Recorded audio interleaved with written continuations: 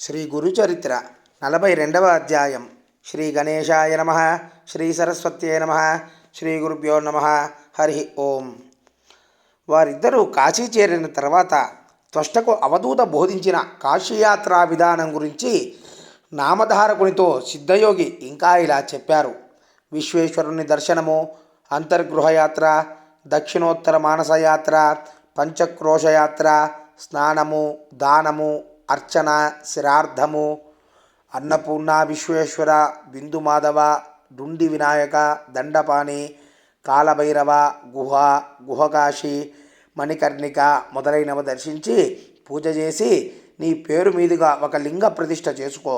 ఇలా చేస్తే నీ గురుభక్తి దృఢమై ఈశ్వర సాక్షాత్కారం అవుతుంది. కనుక నీవు నిస్సందేహంగా నీ మనస్సులో గురుచరణాలను స్థిరంగా నిలుపుకో అని చెప్పి రెప్పపాటులో అవధూత అదృశ్యమయ్యారు. త్వష్ట ఆశ్చర్యచకితుడై, ఆహా, ఈ మహాత్ముడు నా గురుకృప వలన సాక్షాత్కరించిన విశ్వేశ్వరుడే, సందేహం లేదు. తనను నేను ఆరాధించకున్నా ఆయన ప్రసన్నుడు అవటము గురుకృప వల్లనే కదా. లేకపోతే ఎన్నో సంవత్సరాలు తపస్సు చేసినా ప్రసన్నుడు కాని ఈశ్వరుడు నాకెందుకు ప్రసన్నుడవుతాడు అనుకుని యథావిధిగా కాశీయాత్ర లింగ ప్రతిష్ఠ చేశాడు. అతడు ధ్యానించగానే విశ్వనాథలింగంలో శంకరుడు దర్శనమిచ్చి వరం కోరుకోమన్నాడు. అతడు తన గురువు, గురుభార్య మొదలైన వారు అడిగినవి విన్నవించాడు. శంకరుడు వరమిచ్చి, నాయనా, నీ గురుభక్తికి మెచ్చాను, నీవు విశ్వకర్మ అనే సృష్టికర్తవు అవుతావు అని ఆశీర్వదించి అదృశ్యుడయ్యాడు. ఇది భావగర్భితమైన కథ. వివేకంతో కూడిన గురుభక్తియే గురువు కోరిన కుటీరం. చిత్ర విచిత్రం. నామరూపాత్మకమైన విశ్వమే జగన్మాత స్వరూపమన్న దృఢభావనయే గురుపత్ని కోరిన రవిక. యమనియమాలతో నిగ్రహించబడిన మనస్సే గురుపుత్రుడు కోరిన పాదరక్షలు. ఇలా బాహ్య అంతరాల్లో పరిశుద్ధమనర్చబడిన అవయవ ధాతుమయమైన మానవ దేహమే గురుపుత్రిక కోరిన బొమ్మరిల్లు. ఇవన్నీ ఈశ్వరానుగ్రహం సద్గురు సేవ వలన కలుగుతాయి.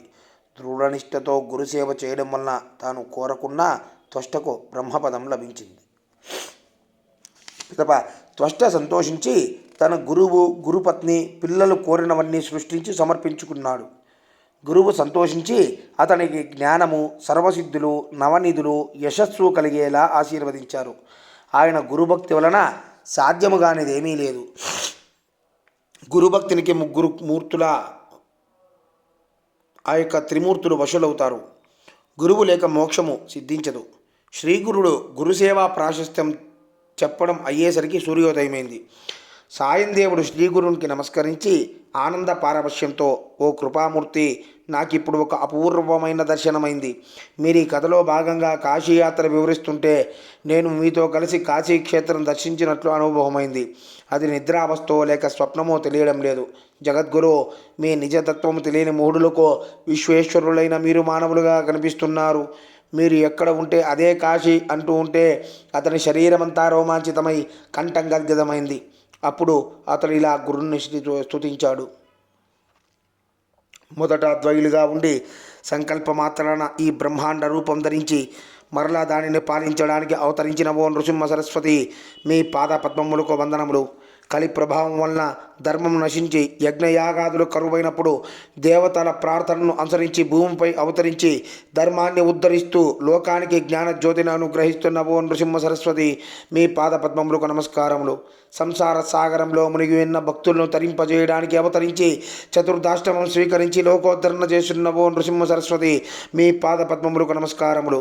స్వామి, మీ చరిత్ర చిత్రమైనది. మీ కీర్తి భూమండలమంతా వ్యాపించింది. మూగవారికి మాట్లాడే శక్తిని అనుగ్రహించారు.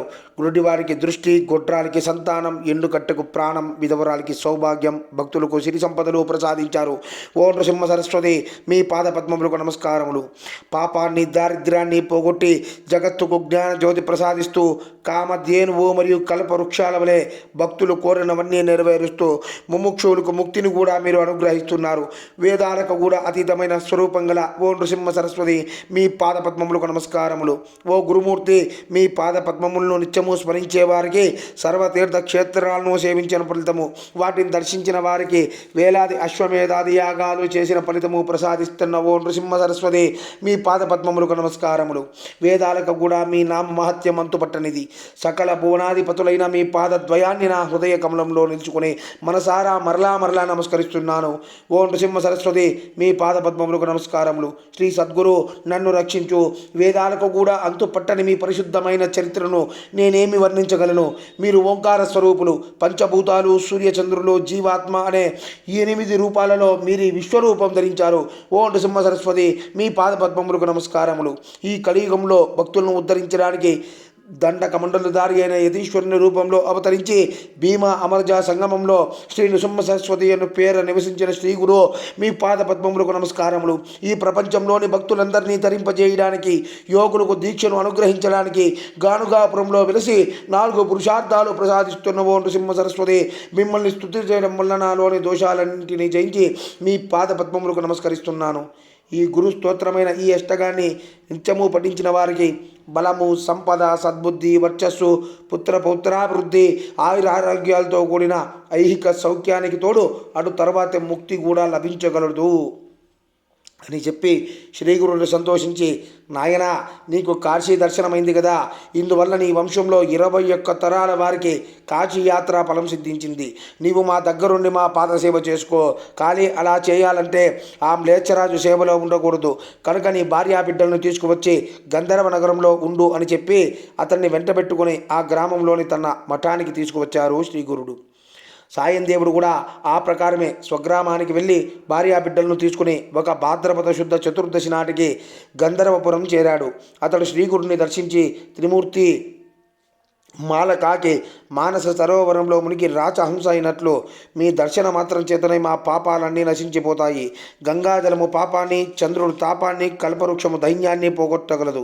కానీ పాప తాప దైన్యాలను మూడింటిని మీ దర్శనమే పోగొట్టగలదు. మీ కృప సర్వ పురుషార్థాలను వెంటనే ప్రసాదించగలదన్న శృతి వాక్యము నాకు ఇప్పుడు అనుభవమైంది అని మైమర్చి గంతులేస్తూ తన మాతృభాష అయిన కన్నడంలో ఇలా స్తుతించాడు. భూమిపై భక్తుల పాలిటి భాగ్యనిధి అయి అవతరించిన శ్రీ నృసింహ సరస్వతిని చూడగలిగాను. భక్తితో ధ్యానించే వారికి సుఖమిచ్చే జగత్పతి అయిన మీ చరణ కమలాలు దర్శించుకోగలిగాను. సంసారంలో తపిస్తున్న భక్తులకు అభీష్టాలిచ్చి యోగులకు యోగ సిద్ధిని అనుగ్రహించే శ్రీ నరసింహ సరస్వతి దర్శన భాగ్యం నేడు నాకు కలిగింది. మహావాక్యాలుగా చెప్పబడిన పరతత్వమే సగుణమై సత్పురుషులను ఉద్ధరించడానికి దండ కమండములు ధరించి యతి సార్వభౌముడుగా అవతరించిన ఓ నరసింహ సరస్వతి నేడు నాకు మీ దర్శనమైంది. భక్తపాలు దయాసముద్రుడు అయిన మీ పాద స్పర్శ వలన ఈ గంధర్వపురం భూకైలాసమైంది. అట్టి మీ పాద దర్శనం నేడు నాకు లభించింది. యతులు అనే నక్షత్రాల మధ్య చంద్రుని వలె ప్రకాశిస్తున్న మీ దర్శనం నేడు కలిగినది. మీ యతి రూపంలో భక్తుల జనుల మహాభాగ్యమే సాకారమై వెలిసింది. వేదాంత తత్వానికి ఆదర్శమైన చరిత్రను చూపే మీ పాదాలను నేడు దర్శించగలిగాను. భక్తులను రక్షించడంలో జాగు చేయని దయాగణ నీకు జయము. ఆనంద సముద్రుడు గంధ పరిమళాలతో శోభిల్లే యోగిజన వల్లభుడు అయిన శ్రీకృష్ణుణ్ణి మీ రూపంలో దర్శిస్తున్నాను. ప్రకృతి పురుషుల అభేదాన్ని నరసింహ సరస్వతి అనే పేర సార్థకమునొచ్చిన జగద్గురువు రూపంలో సంచరిస్తున్న మహావిష్ణువును నేను దర్శించుకున్నాను అనగా శ్రీగురుడు ఎంతో సంతోషించి అతని భార్యాబిడ్డలను తమ సన్నిధిలో కూర్చోబెట్టుకుని వాత్సల్యంతో వారి క్షేమ సమాచారాలు విచారించారు. సాయం దేవుడు వారందరినీ స్వామికి పరిచయం చేశాడు. అతని కొడుకులు ఇద్దరూ నమస్కరించినప్పుడు ఆయన వారి శిరస్సులపై చేయి ఉంచి ఆశీర్వదించారు.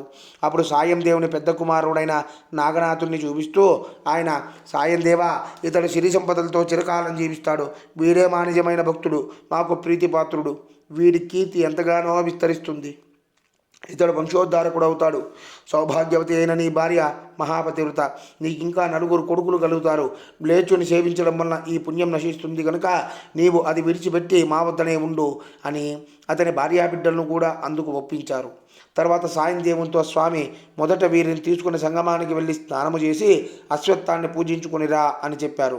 ఆనాడు అనంత పద్మనాభ చతుర్దశి కనుక నది ఒడ్డున ఎందరెందరో అనంత వ్రతము చేసుకుని శ్రీగురుని దర్శించుకోవాలని గంధర్వ నగరం వస్తున్నారు.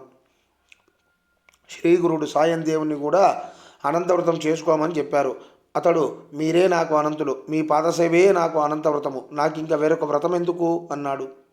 స్వామి, నాయన, నీవు మా మాట విని వ్రతం చేసుకో. పూర్వం కౌండిన్యుడు అనే ఋషి ఈ వ్రతము చేసుకుని అభీష్టాలన్నీ పొందాడు. నీవు కూడా కౌండిన్యస గోత్రుడివే గనక ఈ వ్రతము ఆచరించు అన్నారు. అప్పుడు సాయందేవుడు, స్వామి, అలా అయితే ఆ వ్రత విధానమేమో, మా గోత్ర ఋషి దానివల్ల ఎలా కృతార్థులయ్యారో వివరించండి అని కోరాడు.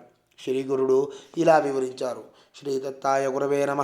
శ్రీ శ్రీపాద శ్రీవల్లభాయ నమ. శ్రీ నృసింహ సరస్వత్యే నమ. ఇది శ్రీ గురుచరిత్ర 42వ అధ్యాయం సమాప్తం. జై గురుదత్త.